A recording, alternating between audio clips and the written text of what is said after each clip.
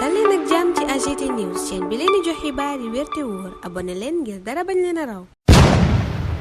AGT News. Bismillah dal leen ak jàmm ci chaîne bi ngeen taamul seen bopp AGT News. la tukkee ca conseil constitutionnel ci bëccëg bu mujj ba ñu doon contrôler parrainage yi yéenekaay yu bari ca la ñu dikk Les Échos ne bëccëgu démb bi li ci gën a fës mooy dossier Ousmane Sonko ba nu contrôlé wul ndax ne matul classé sans suite la ko conseil constitutionnel def waral yéenekaay bi ne Ousmane Sonko définitivement recalé maanaam Ousmane Sonko élection bii di ñëw du ci bokk yéenekaay bi ne juróom-ñeent kott ñoo jàllagum d'office 31 di fanweer ak benn ñoo nekk ci sursis juróom fukk ak ñett la tame ba téye ca booba lépp segg waaye ni nu seppee Ousmane Sonko ay ñooñam ànduñu ci fichier électoral ba lañ gontoo càmbar démb lañu ca gis mooy booba lépp fichier baaxul te mënuñu caa dem ci élection yu leer laas ne li leer ba leer mooy Ousmane Sonko écarté nañ ko élection présidentielle yii di ñëw du ci bokk Le Soleil dëggal ko ne juróom-ñeent jàll Sonko moom dañ koo éliminé ñooña jàll sax Walf Quotidien gis na ne seenug dem dese naa leer lim ca Habib Sy Karim Wade Déthié Fall Khalifa Sall ñi mu ne ay dossier ci kanam yoon mën na leen a indil ay gàllankoor nu ñuy gën a xuusee jëm ci élection bi nu dëkkmal ca booba lépp journal ña nga ñuy xamal ni docteur Abdourahmane Diouf dafay sàkku beneen tirage au sort ñeel candidat yéeg nañuy jàllee ca kanam conseil constitutionnel ngir ñu contrôler seeni parrainage contrôle ba amoon démb ci àjjuma ji yéenekaay bi nee na ci ay lajju dong la mujj amul kenn ku ca ñëw rek jàll di ay admis d'office yéenekaay bi nee na ci fukki candidat ñeent yéen doon xool seeni dossier amul kenn ku ca matle Talla Sylla moom root ci dossier ndànk la def bokkatut Ousmane Sonko yi du bokk ndax Sud Quotidien nee na dañu ko recalé kenn sax daa contrôlé wu dossier ndax neenu matut Aïda Mbodj dañ koo invalidé Bougane Gueye Dany Thierno Alassane Sall ak Amadou Ly Akile ñoom dañoo war a mottali seeni parrainage ndax yi doublon Tribune nekkoon Bougane a ngi ci course bi ba tey mën naa bokk ki mënta bokk kay journal bu Madiambal Diagne bi nee na Ousmane Sonko la conseil constitutionnel invalidé na candidature am tax yéenekaay bi ne suite et fin du projet journal baa ngay fàttali ne Ousmane Sonko lépp lu ko dal tey ci mbiram Adji Sarr la jóge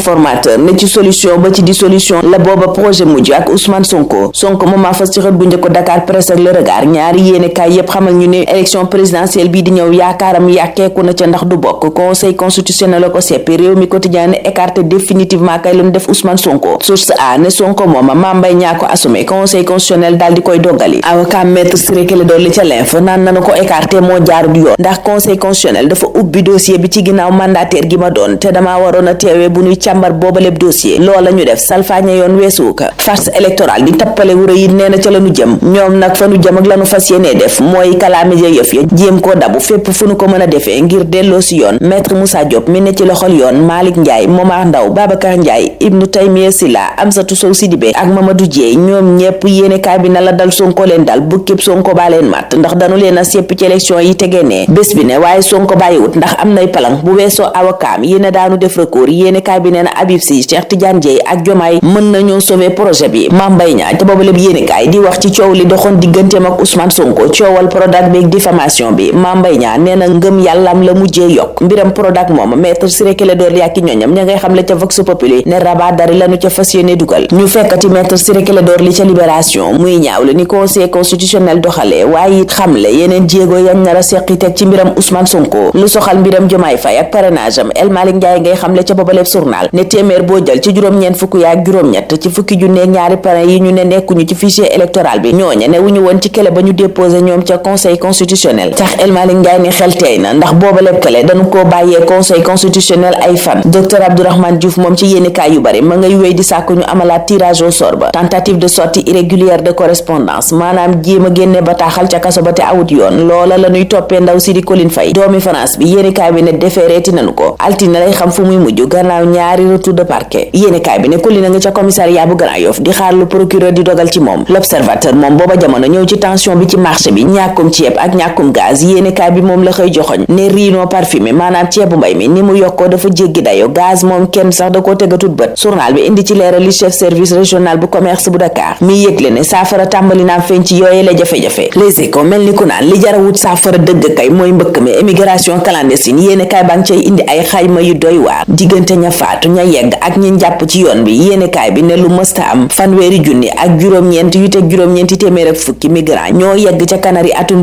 2023 lopp juróom-ñaar téeméeri junni yéenekaay bi ne faatu nanu diggante 2018 ak 2022 yéenekaay bi ne lopp ñeenti junni migrant kar nañu leen ci yoon bi ci weeru novembre bi nu génn. L'Observateur booba jamono di xayma dem géeg dikk gi ci at mi nu génn ne lañu aaye dawul guddi ga tax na accident yi wàññeek waaye borom oto ya itam lañ doon am di seeni recette daa wàcc. ña doon amee dara ci ànd akub chauffeur def copilote maanaam bu dawalee ba sonn nga dawali yéenekaay ba ne ñooñe it ñàkk nañu seenub liggéey. Le Quotidien dellu si ci accident cyclo bi am benn at yeggee ñu tiis wi mbokki ña faatu mbaa ña ca amee gaañu-gaañu yu metti wéy di dund borom charrette bu nu faat ak fetel ca Medina Njaaj be source a moom la ñu yeggee seeday baayam mu ne doomam jooja moo ko yoroon yor ndayam yori mag ak i rakkam yor jabaram ak i doomam ci loola mu doon liggéey ba mu tiiwee néewub doomam ja nee na kii tëdd moo doonoon sunu lépp moo nu doon dundal moo nu doon dëkkal moo nu doon solal dinu faj daf ñoo mës a taxawu seeday daw yaram yu nu source a yeggee ca boobaleb yéenekaay Edouard Mendy ngay dalal xel yi bi ay fan desee ci Coupe d'Afrique des Nations ban war a jongante ji stade dikk ci équipe nationale beek ña ca ne juróom-ñeent ca ñoom ay trentenaire lanu maanaam làq nanu fanweeri at moyenne d'âge bi yéenekaay bi ne ñaar fukki at ak juróom-ñaar la di 27 ans journal bi laaj ndax lii avantage la am handicap maanaam lu baax am lu mën a gàllankoor sunu gayndey laaj la wu samp fi ak tontu liy ñëw ñu ngi leen di ñaanal kendal ak jàmm dig leen daje altine incha allah. AGT News.